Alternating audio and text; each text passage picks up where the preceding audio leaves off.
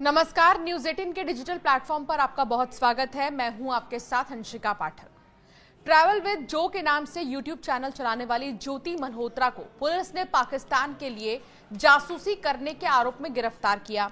ज्योति पर आरोप है कि उसने पाकिस्तान की खुफिया एजेंसी आईएसआई तक भारतीय सेना से जुड़ी कई संवेदनशील जानकारियां पहुंचाई हैं।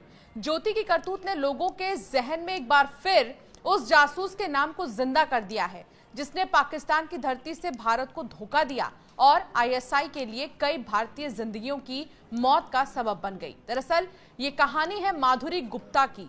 माधुरी गुप्ता नाम की एक पाकिस्तानी जासूस की।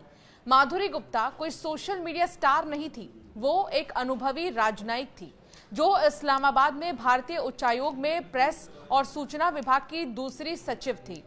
उनकी कहानी ज्योति से बिल्कुल अलग है, पर बेहद चौंकाने वाली है। ये बात 2010 की है, जब दिल्ली पुलिस की विशेष शाखा ने माधुरी को ऑफिशियल सीक्रेट्स एक्ट के तहत गिरफ्तार किया।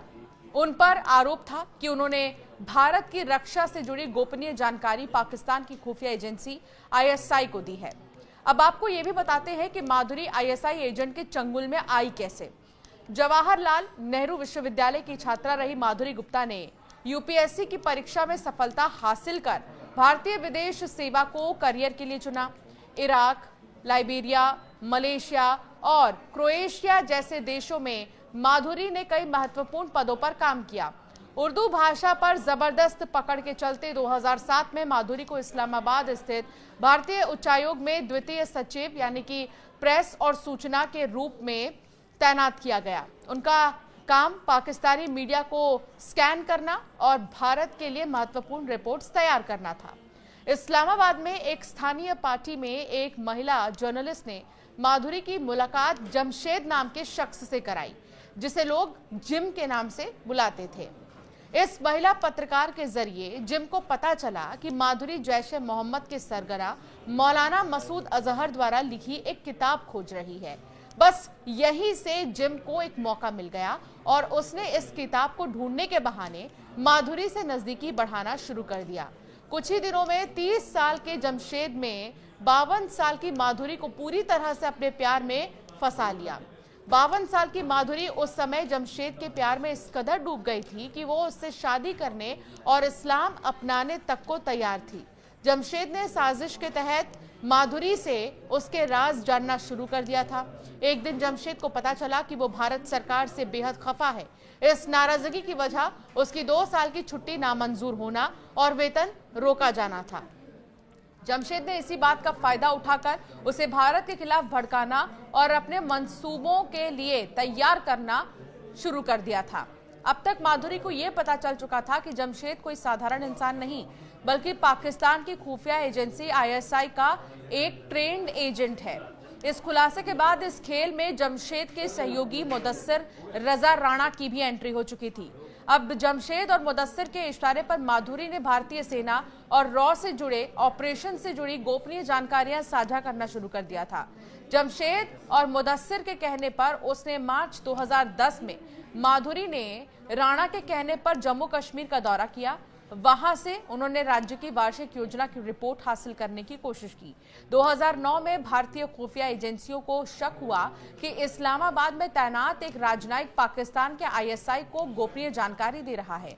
जांच शुरू हुई और माधुरी के फोन, ईमेल और गतिविधियों पर नजर रखी जाने लगी। तफ्तीश में यह पाया गया कि माधुरी ने भारतीय खुफिया एजेंसी रॉ और नीतिगत फैसलों से जुड़ी संवेदनशील जानकारी आईएसआई को दी है। इसमें भारत पाक वार्ता से जुड़े एजेंडे, 26/11 मुंबई हमलों की जांच और भारत अमेरिका के बीच साझा की गई जानकारियां शामिल थी। माधुरी ने अपने ब्लैकबेरी फोन और घर के एक कंप्यूटर के जरिए जमशेद और राणा से संपर्क बनाए रखा। उन्होंने न केवल गोपनीय दस्तावेज साझा किए, बल्कि भारत में काम कर रहे खुफिया अधिकारियों के नाम और ईमेल पासवर्ड भी लीक किए। सभी सबूत इकट्ठा करने के बाद माधुरी को सार्क शिखर सम्मेलन की तैयारी के बहाने दिल्ली बुलाया गया और उसे हिरासत में लेकर जांच शुरू की गई। जांच में माधुरी ने ऐसे खुलासे किए जिसने सभी को हैरानी में डाल दिया। जांच के दौरान माधुरी ने पूछताछ में स्वीकारा। शुरुआत में उन्होंने बदले की भावना से जानकारी दी थी, लेकिन बाद में वो डर और ब्लैकमेल के कारण जासूसी करती रही। जांच में पता चला कि माधुरी इस्लामाबाद में अपने घर के कंप्यूटर और ब्लैकबेरी फोन के जरिए जमशेद और मुदस्सर राणा से संपर्क में रहती थी। जांच में उनके ईमेल खातों और कई ऐसे ईमेल आईडीज थे जिससे करीब 6 दर्जन ईमेल बरामद हुए हैं जो पाकिस्तानी एजेंटों ने उनके लिए बनाए थे। पुलिस की रिपोर्ट में यह भी खुलासा हुआ है कि मार्च 2010 में माधुरी ने राणा के कहने पर जम्मू कश्मीर का दौरा किया था। वहां से उन्होंने राज्य की वार्षिक योजना की रिपोर्ट हासिल करने की कोशिश की।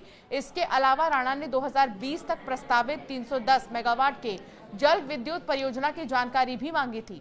2018 में दिल्ली की एक अदालत ने माधुरी को ऑफिशियल सीक्रेट्स एक्ट की धारा 3 और 5 के तहत दोषी ठहराया। तो ये कोई पहला मामला नहीं है जब इस तरह के जासूस देखने को मिले हैं। इससे पहले भी ऐसे कई मामले सामने आ चुके हैं। हालांकि ट्रैवल विद जो के नाम से यूट्यूब चैनल चलाने वाली ज्योति मल्होत्रा जो कि जासूसी कर रही थी और पाकिस्तान का एक अधिकारी दानिश नाम के व्यक्ति के साथ संपर्क में थी, वो ये बताता था कि कब, कहां, कैसे, किस एंगल से वीडियो बनाना है। और यही करती थी ज्योति मल्होत्रा, अलग अलग जगहों पर जाती थी, वीडियोस बनाती थी और उन एंगलों को पाकिस्तान तक पहुंचाती थी। ऐसे कई और बड़े खुलासे लगातार हो रहे हैं। आप तक हर खबर सबसे पहले हम पहुंचाते रहेंगे। आपका क्या मानना है इस मामले पर, हमें जरूर कमेंट कर बताएं।